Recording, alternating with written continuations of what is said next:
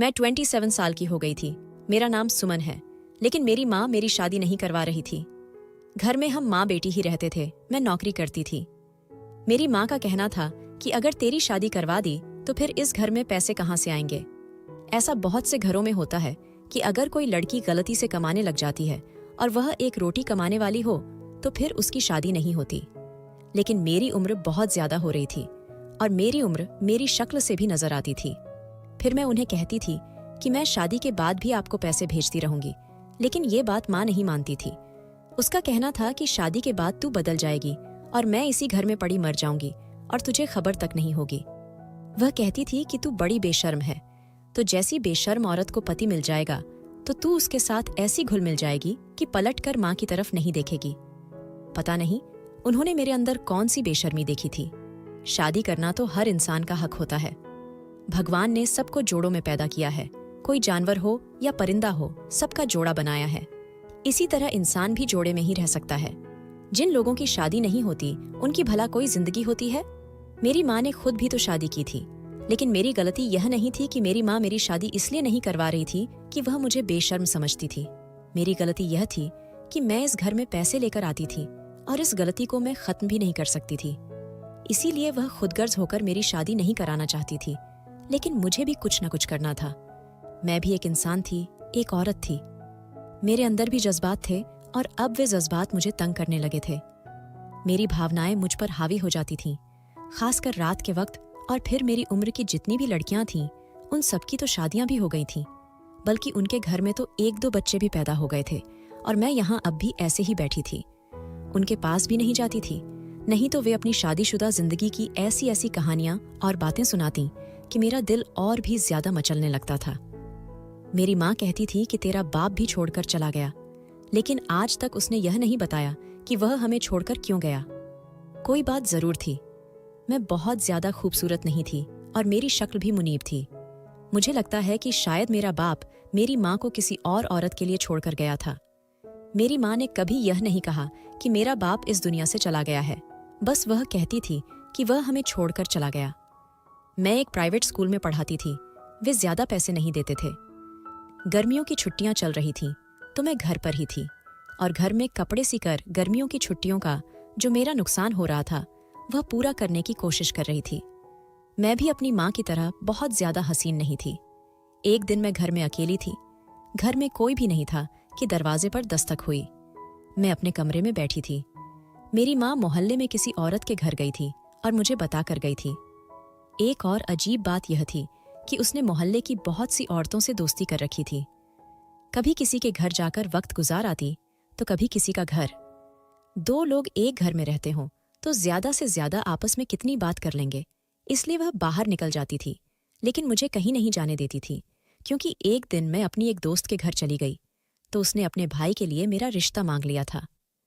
उसी दिन के बाद से मेरी माँ मुझे कहीं जाने भी नहीं देती थी और अब मैं भी नहीं जाती थी, क्योंकि जैसे ही जाती लोग सबसे पहले मेरी शादी का सवाल करते। चूल्हे पर दूध रखा है, उसे देख लेना। लेकिन मैं भूल ही गई थी। मैंने देखा ही नहीं। जब दरवाजे पर दस्तक हुई तो देखा कि दूध तो उबल रहा था। हमारे घर में गैस नहीं थी, हम गांव में रहते थे, लकड़ियां जलाया करते थे। जल्दी जल्दी दूध को उतारने गई कि मेरा हाथ जल गया और दूध मेरे पैर पर गिर गया। इतने में दस्तक हुई थी। जिसने दस्तक दी थी वह मेरी चीख सुनकर अंदर ही भाग आया। मैं बुरी तरह चिल्लाई थी। शायद उसने भी सोचा होगा कि कोई मुसीबत में है, इसलिए वह सीधा अंदर ही चला आया और मेरी मदद करने के लिए मेरी तरफ बढ़ा। मुझे बहुत तकलीफ हो रही थी। मुझे उस वक्त किसी न किसी की मदद की जरूरत तो थी। मुझसे उठा भी नहीं जा रहा था। उसने मुझे उठाया और कमरे में लेकर आया। साथ ही मेरे पैर पर ठंडा पानी डाला, जिससे मुझे काफी सुकून मिला। लेकिन जब मैंने देखा तो मैं हैरान रह गई। वह कोई और नहीं बल्कि कोई भिखारी था। लेकिन उसे भिखारी कहना मुनासिब नहीं होगा। उसके नैन नक्श बहुत अच्छे थे। उसकी कद काठी भी बहुत ही अच्छी थी। बस थोड़ा काला और गंदा मैला लग रहा था और कोई मसला नहीं था। सारे गरीब लोग बदसूरत तो नहीं होते, जिस तरह सारे अमीर लोग खूबसूरत नहीं होते। कुछ ऐसे भी होते हैं जो वैसे तो गरीब होते हैं, लेकिन इंसान उन्हें देखता है तो सोचता है कि अगर इनका मुंह हाथ धुलाया जाए, इन्हें अच्छे कपड़े पहनाए जाएं, तो ये किसी हीरो से कम नहीं लगेंगे। ये आदमी भी कुछ ऐसा ही लग रहा था। उसने भी मदद की। मैंने उससे अचानक अपना हाथ पीछे कर लिया। मैंने कहा, तुम्हारी हिम्मत कैसे हुई अंदर आने की? तुमने मुझे हाथ कैसे लगाया? उस शख्स ने कहा कि मैं तो यहाँ पर भीख मांगने आया था। आपकी चीखने की आवाज सुनी तो मदद को चला आया। भलाई का तो जमाना ही नहीं है। अगर आपको बुरा लगा हो तो मुझे माफ कर दें। मैं शायद ज्यादा ही बोल गई थी, लेकिन उसने मेरी मदद की थी। अगर वह मुझे वक्त पर उठाने नहीं आता तो मैं वहीं पड़ी रह जाती, क्योंकि मेरे पैर जले थे और मुझसे उठा भी नहीं जा रहा था। मैंने उससे कहा कि मुझे माफ कर दो, बस मैं गुस्से में थी। मैंने उससे पूछा, तुम भीख क्यों मांग रहे थे? क्या तुम्हें भूख लगी है? वह कहने लगा कि मुझे बहुत भूख लगी है, 2 दिन से खाना नहीं खाया। मैंने कहा, ठीक है, तुम यहीं बैठो, मैं तुम्हारे लिए भी खाना लेकर आती हूँ। मैंने शॉपर्स में 2 रोटियां और थोड़ा सब्जी डिब्बे में डालकर शॉपर्स में डाल दिया और उसे पकड़ा दिया। उसने मुझे बहुत दुआएं दी और कहा कि आज तक मुझसे इतनी नर्म से कोई भी पेश नहीं आया। जब से फकीर बना हूं, लोगों की ऐसी ऐसी बातें और हरकतें देखी हैं कि इंसानियत के ऊपर से विश्वास ही उठ गया है। उस वक्त मुझे समझ नहीं आई कि उसने यह क्यों कहा कि फकीर बना हूं। वह तो था ही भिखारी, किसी भिखारी की औलाद होगा, उसका बाप भी भिखारी होगा, तभी वह यही काम करता होगा। आपकी बहुत मेहरबानी। मैंने कहा, कोई बात नहीं, तुमने भी तो मेरा इतना ख्याल किया है। वह कहने लगा, हाँ, आप जैसी खूबसूरत लड़की को देखकर मैं इसे मुसीबत में कैसे छोड़ सकता था। आप वाकई बहुत खूबसूरत हैं और सबसे ज्यादा आपके पैर खूबसूरत हैं, लेकिन अफसोस कि आपका पैर जल गया है। आज तक किसी ने कभी मेरी तारीफ नहीं की थी। जब मैं जवानी की दहलीज पर थी तो कुछ लोग मेरी तरफ भी देख लेते थे, लेकिन यूं कोई किसी के पैरों की तारीफ नहीं करता, क्योंकि पैर हमारे शरीर का ऐसा हिस्सा होता है जो सबके सुंदर नहीं होते। उसने बातों बातों में मेरी तारीफ कर दी। मुझे उसकी तारीफ बहुत अच्छी लगी। वह कहने लगा कि मेरे साथ एक बूढ़ा भिखारी भीख मांगता है, जो कभी कभी एक मरहम भी बेचता है। मैं आपके लिए लाऊंगा कि अगर इसे जले हुए जख्म पर लगाएं तो फौरन ठीक हो जाता है। मैंने कहा, ठीक है, लेकिन कल तुम इसी वक्त आना, क्योंकि इस वक्त मेरी माँ घर पर नहीं होती है, और अगर उन्होंने मुझे तुम्हारे साथ देख लिया तो तुम्हें बुरा भला कहेंगी और मुझे भी डांट पड़ेगी। उसका कहना था कि मेरा नाम आनंद है। मैंने भी अपना नाम बताया। उसने कहा कि आप फिक्र न करें, मैं आपके लिए किसी भी मुसीबत का कारण नहीं बनूंगा। बातें करने से वह बिल्कुल भी भिखारी नहीं लगता था। कितने आराम से, नर्मता से और अच्छे तरीके से बात कर रहा था। इसके बोलने का अंदाज ऐसा था जैसे कोई खानदानी आदमी होता है। खानदानी नहीं तो कम से कम पढ़ा लिखा तो लग ही रहा था, लेकिन यह कहाँ से पढ़ा लिखा था? बस लगता है इसके बोलने का तरीका ही ऐसा था। अगले दिन वह इसी वक्त पर आया और मेरे लिए मरहम लेकर आया। उसने कहा कि मैं खुद आपके जख्मों पर मरहम लगा देता हूँ। जाने क्यों मुझे उस शख्स से बहुत ही अपनापन महसूस हो रहा था। वह मेरा कितना ख्याल कर रहा था। वह एक भिखारी था, लोगों से पैसे मांगता था। कुछ लोग उसे पैसे न देते होंगे। भिखारियों का तो इंसानियत पर से एतबार उठ जाता है। उनको लोग कुत्तों की तरह इनकार करके चले जाते हैं, लेकिन यह शख्स मेरे लिए दोबारा आया और दवाई लेकर आया और अपने हाथों से मेरे कदमों पर यह दवाई लगा रहा था। शायद पहली बार किसी ने मेरा इस तरह से ख्याल रखा था। मुझे इस बात की कोई परवाह नहीं थी कि मेरी तरफ अगर कोई शख्स इंसानियत दिखा रहा है या मेरा ख्याल कर रहा है। वह कौन है?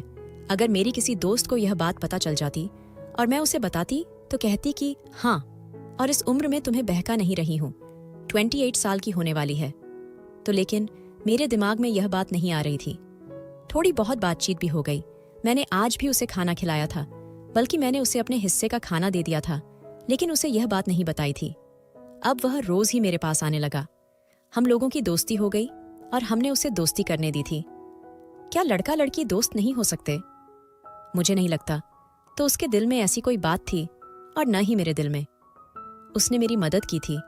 इसी तरह हम रोज मिलने लगे। वह आ जाता, मैं उसके लिए पहले से ही खाना निकाल कर रख देती थी और उसे खाना खिलाती थी। अगर कभी अपने लिए कुछ अच्छा बनाती तो भी उसे दे देती, लेकिन अगर मेरी माँ घर पर नहीं होती, किसी के घर गई होती, तो मैं उसे घर में ही बुला लेती और हम खूब सारी बातें करते और खाना भी एक साथ खाते। मैंने उसे अपने पिता के कुछ पुराने कपड़े भी दिए। मैंने कहा कि नए कपड़े पहनकर और साफ सुथरे रहो। उसने कहा कि अगर मैं साफ सुथरा रहूंगा तो मुझे भीख कौन देगा? मैंने कहा कि यह क्या बात है? तुम्हें क्या लगता है लोग तुम्हें गंदा रखने के पैसे देते हैं? इस बात पर हम दोनों हंसने लगे। कभी कभी बातें करते हुए उसकी जुबान से ऐसी चीजों का जिक्र निकल जाता जिससे मैं हैरान रह जाती। मैंने कहा, तुम्हें उन चीजों के बारे में कैसे पता है?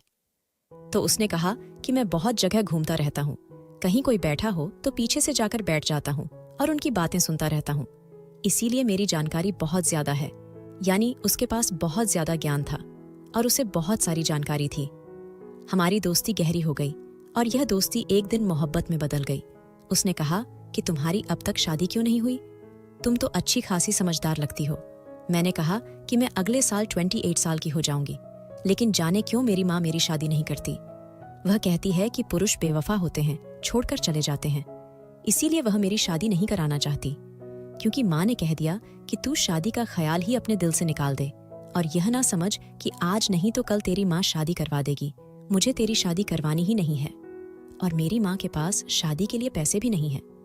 दहेज का एक दिन का भी अभी तक नहीं बना है, तो बिना दहेज के शादी कैसे होगी? तुम ही सोचो, आजकल लोग इतने बुरे हैं कि बिना दहेज के लड़की नहीं लेते। तो उसने कहा कि कुछ लोग ऐसे हैं जिनको दहेज से मतलब नहीं होता है। मैंने कहा कि ऐसे लोग कहाँ मिलते हैं भला? कहने लगा कि एक ऐसा शख्स तुम्हारे सामने बैठा है। मैंने कहा, लेकिन तुम तो भिखारी हो, तुमसे शादी करने को मेरी माँ कभी नहीं मानेगी। उसका कहना था कि अगर मोहब्बत करती हो तो मुझसे शादी कर लो। मोहब्बत का इजहार तो हम लोग कर रहे थे, लेकिन इस तरह से नहीं कि जैसे यह कहा हो कि एक दूसरे के बिना नहीं रह सकते। बस उसने कहा था कि अच्छी लगती हो। मैंने कहा कि तुम भी अच्छे हो, लेकिन मैं भिखारी से शादी कैसे कर सकती थी? अगर मेरी माँ मान जाती, क्या तब भी यह कोई अच्छा फैसला होता? ऐसा कौन करता है भला?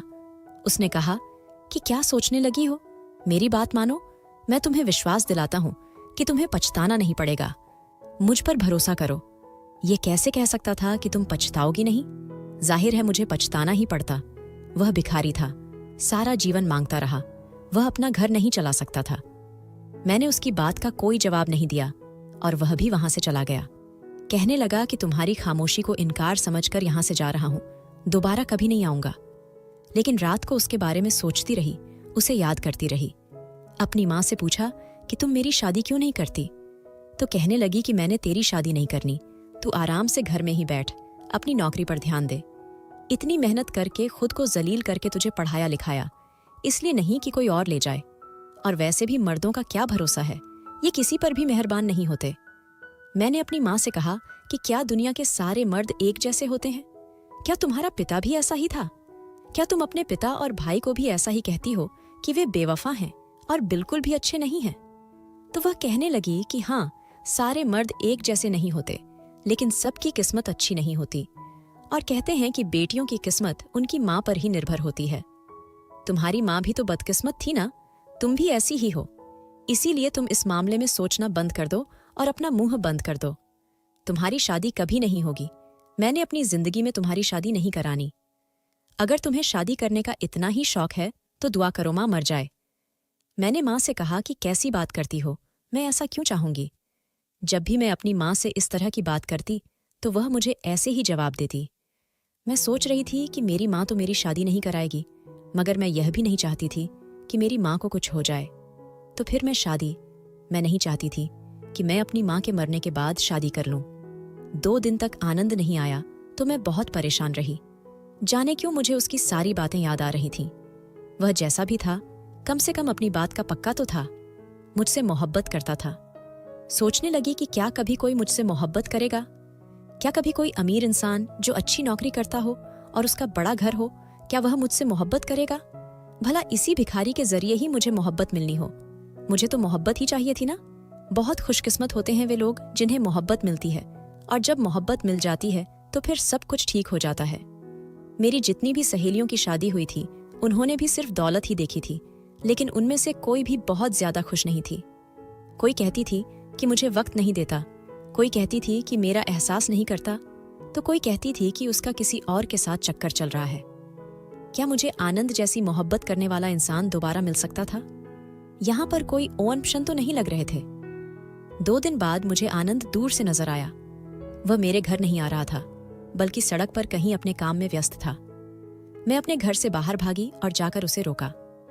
वह मुझसे ऐसे पेश आया जैसे मुझे जानता ही न हो। ऐसा लग रहा था कि वह नहीं, मैं भिखारी हूं और मोहब्बत की भीख मांगने के लिए खड़ी हूँ, और वह मुझे कह रहा है कि चलो चलो निकलो यहाँ से, माफ करो, मेरे पास कुछ नहीं है। मैंने उससे कहा कि इस तरह क्यों कर रहे हो? तो कहने लगा कि आपको मुझसे दूर रहना चाहिए और आप एक पढ़ी लिखी लड़की हैं, आपका मुझसे वैसे भी कोई रिश्ता और मतलब नहीं हो सकता। मैंने कहा कि तुम तो गुस्सा ही हो गए हो, क्या तुम मुझे सोचने की मोहलत भी नहीं दे सकते थे? उसने मुझे हैरान होकर देखा। मैंने कहा कि मैं तुमसे शादी करने के लिए तैयार हूं, मैं तुम्हारे साथ शादी करूंगी, पर तुम्हें मुझसे वादा करना होगा कि तुम हमेशा मेरी मदद करोगे, मुझे बहुत खुश रखोगे, हमेशा मुझसे ही मोहब्बत करोगे, कभी बदलोगे नहीं। उसने कहा कि मैं कभी नहीं बदलूंगा, मैं आपसे वैसे ही मोहब्बत करूंगा, आप मुझे बहुत अच्छी लगती हैं। और मैंने अपनी माँ से छुपकर इस भिखारी के साथ शादी कर ली। अब वह भिखारी मेरा पति था। वह रोज हमारे घर मांगने के लिए आता। मैं चुपके चुपके से खाना और जो भी चीज खुद के लिए रखी थी उसे दे देती। कभी उसे कपड़े देती, कभी कोई और चीज। मैं उसे थोड़े बहुत पैसे भी दे देती थी। मैंने कहा था कि मैं पैसे कमाऊंगी, तुम पैसे मुझसे ले जाया करो और कोई कारोबार शुरू करेंगे, अपना घर बनाएंगे, सब कुछ करेंगे। लेकिन एक दूसरे के लिए तरसते भी रहते थे, क्योंकि हम एक दूसरे के पास बैठकर बातें नहीं कर सकते थे, एक घर में नहीं रह सकते थे। आखिरकार वह मेरा पति था। यूं एक दूसरे को दूर दूर से देखना और एक दूसरे के साथ रहना अजीब लगता है, वह भी तब जब शादी हो चुकी है। जब शादी हो जाती है तो फिर दिल में जज्बात बदल जाते हैं। मेरे साथ भी यही हो रहा था और उसके साथ भी हो रहा था। और एक दिन कुछ ऐसा हुआ कि मैं हैरान परेशान रह गई। एक दिन आनंद घर आया और उसने अपने थैले में से मुझे कुछ निकाल कर दिया, जिसे देखकर मेरे पैरों तले से जमीन खिसक गई। वह 1000 रुपए थे। मैंने उससे कहा कि यह पैसे तुम कहाँ से लाए? और वह कहने लगा कि आपको मुझे पैसे देने की जरूरत नहीं है, बल्कि मैं तुम्हें पैसे दिया करूंगा। अभी मुझसे मत पूछो कहाँ से लाए हैं, लेकिन मैं रोज इसी तरह पैसे लाया करूंगा। तुम इन पैसों को संभाल कर रखना और अपना दहेज बनाना, क्योंकि वह दहेज कल को हमारे ही काम आएगा। जो भी चीज तुमने बनानी हो तुम बनाओ, फ्रिज, टीवी, बेड, फर्नीचर का सामान, सब कुछ बनाकर पहले से ही रखो, और अगर पैसे बच जाएं तो उन्हें अपने पास सुरक्षित रखना। मैंने उसे कहा कि तुम कोई गलत काम तो नहीं कर रहे? तो कहने लगा कि मैं भिखारी हूँ, इससे बुरा और क्या काम होगा? चिंता मत करो, कोई गलत काम नहीं कर रहा। वह मेरे लिए रोज ढेर सारे पैसे लाया करता था और मुझसे बहुत मोहब्बत करता था। एक दिन माँ ने उसे देख लिया और कहा कि तुम्हें और कोई काम नहीं है, रोज इसी घर में भीख मांगने आ जाते हो। तुम्हें क्या किसी ने यह कहा है कि हम बहुत अमीर हैं? हमारे पास खुद कुछ नहीं है, जाओ माफ करो। उन दिनों मेरी मौसी भी हमारे घर रह रही थी और मैं उन लोगों के सामने कुछ नहीं बोल सकती थी। आनंद भी वहां से चुपचाप चला गया, लेकिन मुझे बहुत बुरा लगा। मैं उन लोगों को कैसे बताती कि जिसे वे फकीर समझ रहे हैं वह मेरा पति है, इस घर का जमाई है। मेरा पति वहां से गया था कि मेरी मौसी ने एक ऐसी बात कर दी जिसे सुनकर मेरे पैरों तले से जमीन निकल गई। मेरी मौसी ने कहा कि तुम्हारी बेटी बड़ी हो रही है और इसकी इतनी उम्र हो गई है, अब तक इसके लिए कोई रिश्ता नहीं आया है, लगता है मुझे कुछ करना पड़ेगा। माँ ने कहा कि तुम क्या करोगी, जरा बताओ तो, तुम्हारे दिल में क्या चल रहा है? दोनों बहनें हंसी मजाक में बातें कर रही थीं जब मेरी मौसी ने कह दिया, इसकी शादी मेरे बड़े देवर से करवा दो। मेरी माँ के हाथ से सब्जी वाली टोकरी गिर गई। माँ ने कहा, तुम्हें शर्म नहीं आती जवान भांजी के लिए अपने बेटे का रिश्ता भेजते हुए? वह बेटा जिसने खुद अपनी पहली पत्नी को तलाक दे दिया है और अब तक उसके बच्चों का खर्च दे रहा है। तो कहने लगी, क्या हो गया है, तुम्हारी बेटी में क्या खास है? शक्ल सूरत तो कोई अच्छी है नहीं, खाली बीए की डिग्री है, तो उससे क्या हो जाएगा? कितना कमाती है? महीने का 10 से 15 हजार, इतना अच्छा रिश्ता बता रही हूं तुम्हें। और पहली तो उसकी पत्नी बदतमीज थी, इस कदर की तमीज के उसने तलाक ना दिया तो और क्या करता। लेकिन यह तो मेरे घर की बच्ची है, समझ लो कि एक घर से निकलेगी दूसरे घर में चली जाएगी। ससुराल वाला तो कोई मसला ही नहीं है, वह भी तो उसका अपना घर है। मेरे पैर पहले से ही इस घर में जमे हुए हैं, या मेरी देवरानी बनेगी तो मैं इसका बहुत ख्याल रखूंगी। मेरी माँ वैसे तो अचानक से बहुत हैरान हो गई थी और बहुत गुस्से में भी आ गई थी, लेकिन फिर मेरी मौसी ने ऐसी बात कर दी कि मेरी माँ भी सोच में पड़ गई। मेरी मौसी ने कहा, छोड़ इस घर को, तुम किराए के घर में हो, 2 लोगों के लिए तुम किराया देती हो, तुम भी मेरे साथ चलो, मेरा भी तो पति इस दुनिया में नहीं है, दोनों मिलकर बैठेंगे, बहनें बातें करेंगी, क्या मसला है इसमें? अपनी बेटी से दूर भी नहीं रहना पड़ेगा, तुम्हारी आंखों के सामने ही रहेगी। मेरे घर में छत पर एक कमरा खाली है, तुम्हारे रहने का इंतजाम कर दूंगी। और दहेज की क्या जरूरत है, इस घर में जो भी सामान है वह सारा सामान उठाकर इधर आ जाओ। मेरी मौसी तो जैसे कोई जादूगरनी थी। उसने मेरी माँ की दुखती रग पर हाथ रख दिया कि मेरी माँ को भी अकेला नहीं रहना पड़े और उन्हें दहेज भी नहीं बनाना पड़े और शादी भी आराम से हो जाएगी। मेरी माँ सोच में पड़ गई थी और मुस्कुराई भी थी। मौसी समझ गई थी कि तीर निशाने पर लगा है और अब उनका निशाना कभी चूकता नहीं है। वह अपने नाकारा और बददिमाग देवर के लिए मेरा रिश्ता लेना चाहती थी और यह होने वाला था। लेकिन मैं लोगों को क्या बताती कि मैं तो पहले ही शादी कर चुकी थी और शादी पर शादी नहीं हो सकती है। मेरी मौसी घर से चली गई तो मैंने अपनी माँ से कहा कि मुझे शादी नहीं करनी। अच्छा, पहले पहले तो शादी के लिए शोर डालकर बैठी थी, मेरी शादी करवा दो। अब जब इतना अच्छा रिश्ता मिल गया है जिसमें सब कुछ हमारी पसंद से है, दहेज भी नहीं देना पड़ेगा, तो फिर तुम कह रही हो कि मैं शादी नहीं करनी। मैं कहती हूं कि मैंने बिल्कुल शादी नहीं करनी, मैं नहीं करूंगी शादी। आप मुझे जान से मार दें लेकिन मैं शादी नहीं कर सकती। माँ ने मुझे हैरान होकर देखा और मेरे अल्फाज पर गौर करने लगी। कहने लगी कि तुमने यह क्यों कहा कि मैं शादी नहीं कर सकती? नहीं कर सकती से तुम्हारा क्या मतलब है? मैंने कहा कि मैंने कुछ भी बोल दिया होगा, बस मुझे शादी नहीं करनी।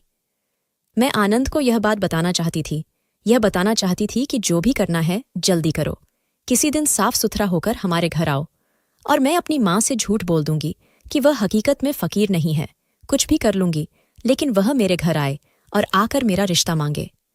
लेकिन आनंद को आज 7वां दिन था कि वह मेरे घर आया ही नहीं। मैं बहुत ज्यादा परेशान हो चुकी थी। मुझे समझ नहीं आ रहा था कि मैं क्या करूं। क्या मुझे धोखा देकर चला तो नहीं गया था? लेकिन यह कैसा धोखा था कि उसने अपने पैसे मेरे हवाले कर दिए थे?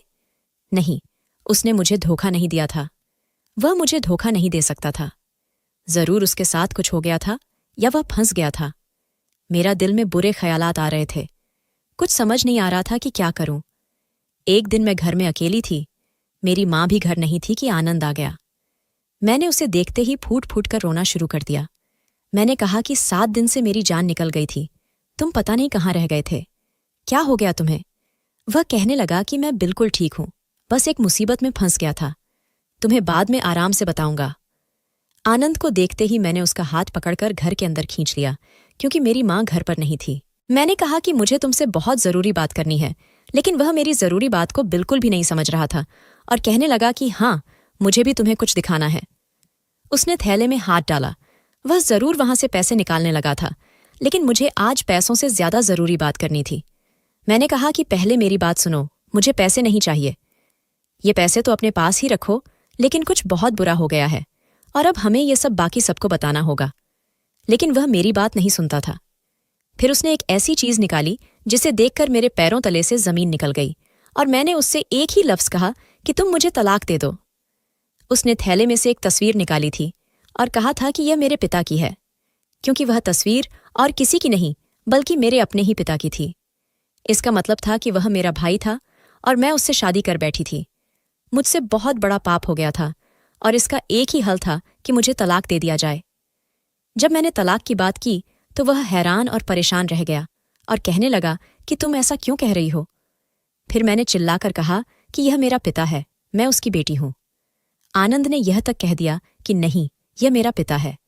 मैंने कहा कि यह मेरे पिता हैं और मैं उसी की संतान हूं। मुझे कुछ समझ नहीं आ रहा था, मेरे कानों से धुआं निकल रहा था।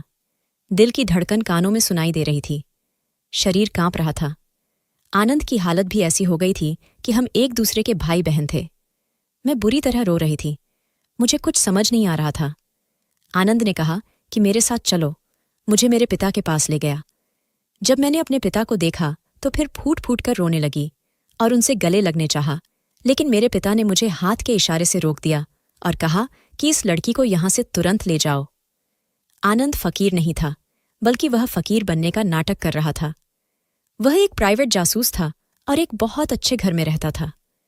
जब आपको देखकर मैं भावुक हुई, मैंने कहा कि मैं आपकी बेटी हूं। तुम और मेरी बेटी, ये तुम्हें किसने कहा? ये मेरी बेटी बिल्कुल भी नहीं है। मैंने कहा कि मैं आपकी बेटी हूं। आपने मुझे और अपनी पत्नी को छोड़ दिया था और यहां बड़े घर में रहते हैं और हम एक गंदे से घर में मुश्किल से अपनी 2 वक्त की रोटी पूरी कर रहे हैं। आपको हमारा कोई एहसास नहीं है। फिर मेरे पिता ने मुझे एक ऐसी बात बताई कि मेरे पैरों तले से जमीन निकल गई और मेरे सिर से आसमान भी उड़ गया। मेरे पिता ने कहा कि तुम्हारी माँ मेरी मंगेतर थी। हम लोग एक दूसरे से बहुत मोहब्बत करते थे, लेकिन शादी से पहले ही मुझे यह पता चला कि वह गर्भवती है और उसकी गोद में किसी और का बच्चा है। उसने किसी और से चक्कर चला रखा था और मुझे धोखा दिया था। इसलिए मैंने कभी भी उससे शादी नहीं की थी, बल्कि उसे कह दिया था कि वह अपने रास्ते चली जाए, और मैं अपने रास्ते चला गया। मैंने उसकी तरफ कभी भी नहीं देखा। तुम उसकी बेटी जरूर हो, लेकिन मैं तुम्हारा पिता नहीं हूं। मैं इस गांव को छोड़कर शहर में आ गया और यहां शादी कर ली। यह मेरा बेटा है, इसका नाम आनंद है। ये एक जासूस है, इसलिए यहां फकीर बनकर अपना काम अंजाम दे रहा था। उसने मुझे कहा कि उसे किसी लड़की से मोहब्बत हो गई है और उसने उससे शादी कर ली है। अगर वह लड़की तुम हो तो मैं कभी भी तुम्हें बहू स्वीकार नहीं करूंगा, क्योंकि जैसी माँ वैसी बेटी, तुम भी वैसा ही करोगी। मैं तो अब भी सदमे से गुजर रही थी कि मेरा पति बोला कि ऐसा कुछ नहीं है, मैं इस लड़की से मोहब्बत करता हूं। मेरे पिता ने कहा कि जो लड़की एक फकीर से शादी कर सकती है और क्या नहीं कर सकती। घर आए फकीर से उसने शादी कर ली तो कल को क्या करेगी। मेरे पति ने कहा कि आप इस मामले को दूसरी तरफ से देख रहे हैं। मैं दूसरी तरफ से कह रहा हूं कि इस लड़की ने एक फकीर से शादी की है। इसका मतलब है कि उसे दौलत और शोहरत से कोई मसला नहीं है, उसे मोहब्बत थी मुझसे। अगर आप इसे बहू स्वीकार नहीं करेंगे तो मैं घर छोड़कर चला जाऊंगा। बाप बेटे में लड़ाई शुरू हो गई, जबकि मैं अपने ही दुख में बैठी थी। वापस घर आई। मुझे आनंद ने कहा था कि मैं रिश्ता लेकर आऊंगा और हम तुम्हें तरीके से विदा करके ले जाएंगे। मैंने अपनी माँ को सब कुछ बता दिया तो मेरी माँ ने मेरे मुंह पर थप्पड़ मारा और कहा कि तुझे शर्म नहीं आती, तूने मेरी पीठ के पीछे यह सब किया था। मैंने अपनी माँ को हकीकत बताई कि आपने भी तो यही वजह की थी। मेरी माँ ने सिर झुका लिया। तू सारी जिंदगी मुझसे झूठ बोलती रही कि तेरा बाप हमें छोड़कर चला गया। अब तू मुझे यह बता दे कि मेरा असली बाप कौन है। मेरी माँ ने कहा कि वह इस दुनिया में नहीं है। मैंने कहा कि मैंने तेरी तरह कोई गलत काम नहीं किया, शादी की है और वो भी उस शख्स से जिसे मोहब्बत करती हूं। अब तुझे मुझे विदा करना ही होगा।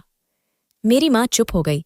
वह कुछ नहीं कर सकती थी, लेकिन मैं अपनी माँ को छोड़कर भी नहीं जा सकती थी और इस घर में भी नहीं रख सकती जहां उनका पूर्व आशिक रहता है। समझ नहीं आता कि क्या करूं। यहां पर आनंद ने मेरी बहुत बड़ी मुश्किल दूर कर दी। उसने कहा कि हम अलग रहेंगे क्योंकि मेरे 2 भाई और भी हैं। मैं नहीं चाहता कि तुम्हारी जिंदगी ताने सुनते गुजरे। तुम्हारी माँ हमारे साथ रह सकती है। आनंद ने मुझे और मेरी माँ को एक अलग घर में रखा और हम लोग यहाँ खुशी खुशी रहते हैं। दुनिया की हर सुविधा हमारे पास है, लेकिन आनंद आज भी मुझ पर इस बात के लिए रश्क करता है कि तुमने बिना कुछ देखे मुझसे शादी कर ली। तुम मुझसे मोहब्बत करती हो और यही मेरा गर्व है। दोस्तों, वीडियो कैसा लगा? कमेंट करके ज़रूर बताएं